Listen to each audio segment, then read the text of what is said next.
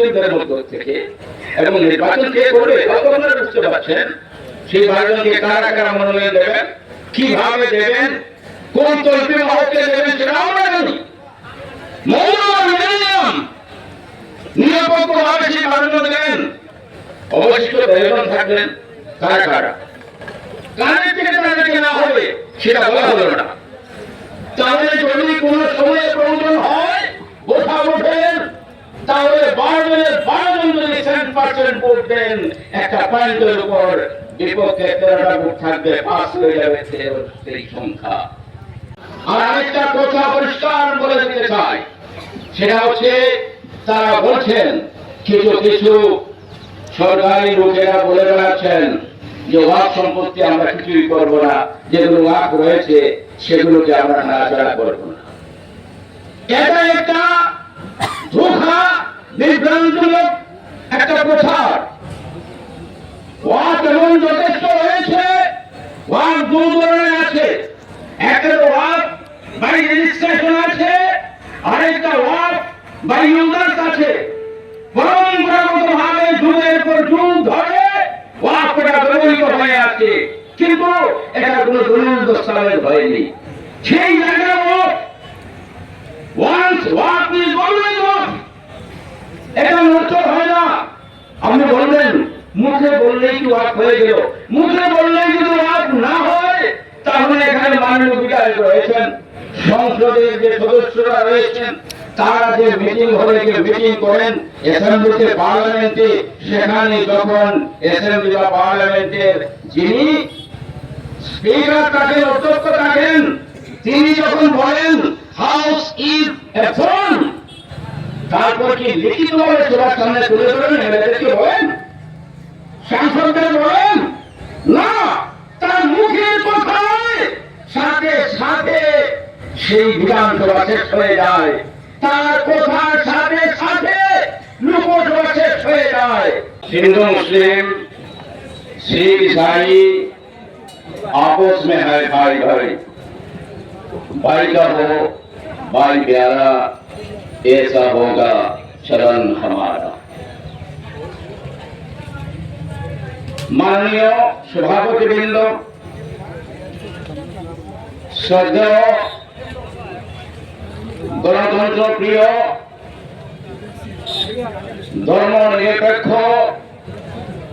मतादर्शे বিশ্বাসী সুনাগরিক বৃন্দ, দীর্ঘ আলোচনা আপনারা শুনেছেন, আমি আলোচনা দীর্ঘ করব না। আলোচনার প্রথমে জনগণের প্রতি একটা আহ্বান রাখব, আবেগ তাড়িত না হয়ে বিবেক ধারা পরিচালিত হবেন। আবেগ তাড়িত হবে, আবেগের মাধ্যমে সঠিক সিদ্ধান্ত নেওয়া যায় না। তাই আবেগ থাকবে, আবেগকে বিবেক ধারা পরিচালিত করবেন, না হলে এই অত্যন্ত সুন্দর গণতান্ত্রিক পদ্ধতিতে যে আন্দোলন হচ্ছে সেটা আঘাতে বিপদে পরিচালিত হবে।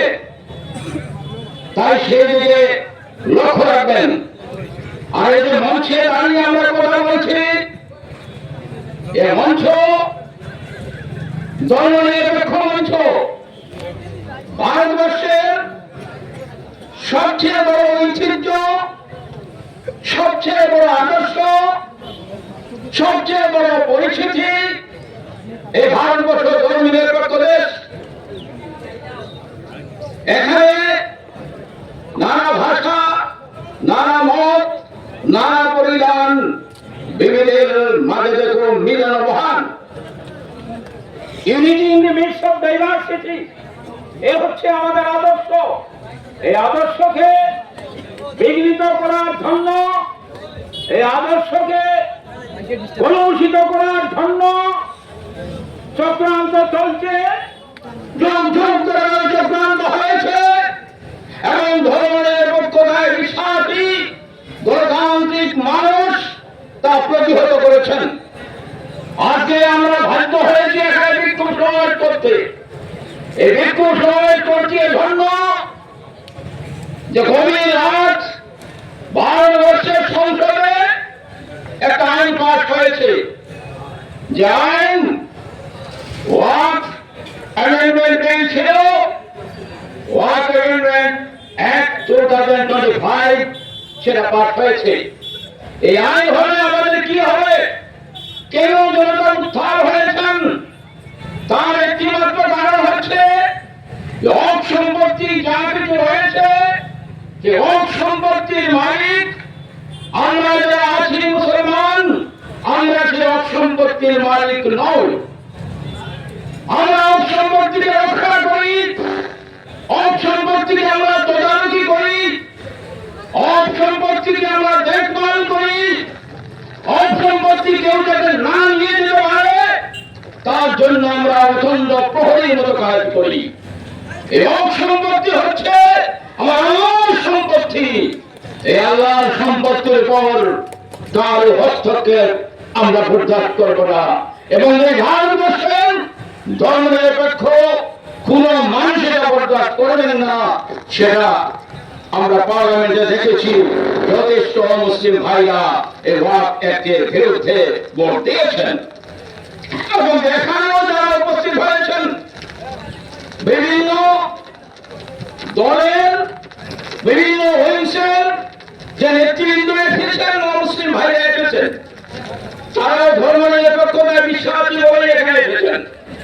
তাই ভারতবর্ষের এই ঐতিহ্য শুধু ওয়াকফের কথা নয়, ভারতের যে স্বাধীনতা, ভারতের যে অখণ্ডতা, ভারতের যে সভ্যতা, ভারতের যে সংস্কৃতি, ভারতের যে ঐতিহ্য, এটাকে আমাদের রক্ষা করতে হবে। এই ওয়াকফ যেটা হয়েছে একদিকে যেমন আমার আল্লাহর সম্পদে মোদী সাহেব হস্তক্ষেপ করেছেন, আজকের এই মঞ্চ থেকে আমরা প্রথমেই তাকে দীক্ষা দেই, এই আইন প্রত্যাহার করতে হবে। এই আইন যদি প্রত্যাহার করবে না, ততদিন মুসলিম নয়, হিন্দু নয়, বৌদ্ধ নয়, খ্রিস্টান নয়, পার্সিয়ান নয়, এই ভারতবর্ষের স্বাধীনতাকামী এবং গণতন্ত্র প্রিয় ধর্মনিরপেক্ষ মানুষ এটা বরদাস্ত করবে, আন্দোলন চালিয়ে যাবে। এটা মুসলমানের আন্দোলন নয়। মুসলমানকে তুমি লেলিয়ে দিয়ে তাদেরকে মূল স্রোত থেকে তুমি সরিয়ে দিতে চাইছো, এত বোকা মুসলমান নয়। সিরাই যুদ্ধের সময় মুসলমানরা নেতৃত্ব দিয়েছে, আর ভগৎ সিংহের নেতৃত্বটাও তারা প্রভাব করেছে। এই হচ্ছে আপনার আমার পরিচয়। তাই ওয়াকফের মধ্যে সবচেয়ে বড় সমস্যা যেটা হবে, Central Work Council consists of 25 members, out of which only 12 members will be from Muslim community. যেটা উনি সাহেব করেছেন, 25 জন কাউন্সিলের সদস্য থাকবে, তার মধ্যে 12 জন হবেন মুসলিমদের মধ্য থেকে। এবং নির্বাচন কে করবে কত আপনারা বুঝতে পারছেন। সেই 12 জনকে কারা কারা মনোনয়ন দেবেন, কিভাবে দেবেন, কোন তরফে মহলকে দেবেন সেটা আমরা জানি। নিরপেক্ষভাবে সেই 12 জন দেবেন, অবশিষ্ট 13 জন থাকবেন। কারা কারা কানের থেকে তাদেরকে না হবে সেটা বলা হলো না। তাহলে যদি কোন সময়ে প্রয়োজন হয় ভোটা ভোটের, তাহলে 12 জনের 12 জন যদি 7% ভোট দেন, একটা পয়েন্টের উপর বিপক্ষে 13টা ভোট থাকবে, 5 হয়ে যাবে 13 সংখ্যা। এইভাবে চক্রান্ত হচ্ছে, আমাদের বুঝতে হবে। এবং সেই চক্রান্তের গায়ে প্রেমদোয়া মসজিদ পড়বে, কদমদোয়া মসজিদ পড়বে, ফুলবাড়ি ঈদগাহ পড়বে, মাদ্রাসা, মসজিদ, ঈদগাহ, কবরস্থান সবগুলোকে গুলিয়ে দেওয়ার জন্য আইনের আশ্রয় নিয়েছেন। এই আইন সেটা আইন নয়, এটা কালা কানুন। এই কালা কানুনের বিরুদ্ধে গণতান্ত্রিক সভ্য জগতের মানুষেরা, ধর্ম নিরপেক্ষ মানুষেরা জোটবদ্ধ হয়েছেন। আর বলা হচ্ছে সংবিধানের 24, 25, 26, এবং 30 ধারায় যে অধিকার দেওয়া হয়েছে সেই অধিকারে হস্তক্ষেপ হবে। কি অধিকার সেটা দেওয়া হয়েছে? দেখুন, আমরা সত্য সহকারে কথা বলি, এটা হচ্ছে কনস্টিটিউশন অফ ইন্ডিয়া, ভারতবর্ষের সংবিধান। এর মধ্যে 25-এ যে কথাটা রয়েছে, right to freedom of religion, freedom of conscience and free profession, practice and propagation of religion. আর 26-এ রয়েছে freedom to manage religious affairs. Religious affairs এর মধ্যে সম্পত্তির পরিচালনা এবং রক্ষণাবেক্ষণ রয়েছে। এর মধ্যে রয়েছে to establish and maintain institutions for religious and charitable purposes. এটাই হচ্ছে ওয়াকফের কাজ। To manage its own affairs in matter of religion, ধর্ম কাজে এটা ব্যবহার হবে। To own and acquire movable and immovable property and to administer such property in accordance with law. এখানে পরিষ্কার করা হয়েছে সংবিধানের 26 ধারায় যে to administer such property in accordance with law. এই administer কে করবে? এখন দেখা গেল আমরা করতে পারবো না। As per previous Waqf Act আমরা এটা করতে পারবো না। এটা করবেন ডিএম সাহেব, এসডিএম সাহেব আর তার কিছু সরকার মনোনীত প্রতিনিধিরা তা করবেন। এই জন্য আমরা এই ওয়াকফ বিলের বিরোধিতা করছি, অন্য বিরোধিতা করছি না। সংবিধান লঙ্ঘিত হচ্ছে, তাই ওয়াকফ কাউন্সিল করার যে পায়রা চলছে, সে ওয়াকফ কাউন্সিল যদি এই আইনের ধারা প্রতিষ্ঠিত হয় তাহলে আমাদের অধিকার লঙ্ঘিত হবে। আর এই আইন যদি বলবৎ হয় তাহলে ভারতের সংবিধান অপদস্থ হবে, অপমানিত হবে। তাই আজকের এই দিনে আমাদের একটি কাজ, আমরা আওয়াজ করব যে সংবিধানকে বাঁচাও, ওয়াকফকে বাঁচাও, ধর্মনিরপেক্ষতা রক্ষা করো, দেশকে একটা শান্তি পরিবেশ তৈরি করো। এই ধরনের বন্ধুগণ দীর্ঘক্ষণ আলোচনা শুনেছেন। আমার অনেক কিছু বলার ছিল, আপনারা দীর্ঘক্ষণ অপেক্ষা করেছেন, রোদের মধ্যে আপনারা দাঁড়িয়েছিলেন, আমরা তো ছায়ায় বসেছিলাম, তাই আলোচনা দীর্ঘ করছি না।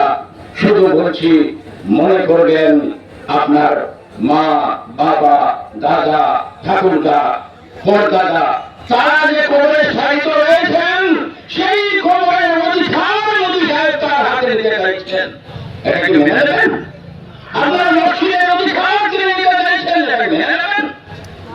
আপনার ঈদগাহের অধিকার তিনি নিতে চাইছেন, আপনি কি মেনে নেবেন? না। আর আরেকটা কথা পরিষ্কার বলে দিতে চাই, সেটা হচ্ছে তারা বলছেন, কিছু কিছু সরকারি লোকেরা বলে বেড়াচ্ছেন যে ওয়াকফ সম্পত্তি আমরা কিছুই করবো না, যেগুলো ওয়াকফ রয়েছে সেগুলোকে আমরা নাড়াচাড়া করবো না। এটা একটা ধোঁকা, বিভ্রান্তিমূলক একটা প্রচার। ওয়াকফ এমন যথেষ্ট রয়েছে, ওয়াকফ দু ধরনের আছে, একটা ওয়াকফ বাই রেজিস্ট্রেশন আছে, আরেকটা ওয়াকফ বাই ইউজার্স আছে। পরম্পরাগতভাবে যুগের পর যুগ ধরে ওয়াকফটা ব্যবহৃত হয়ে আছে, কিন্তু এটা কোনো দলিল দস্তাবেজ হয়নি। সেই জায়গায় ওয়াকফ ইজ অলওয়েজ ওয়াকফ, এটা নড়চড় হয় না।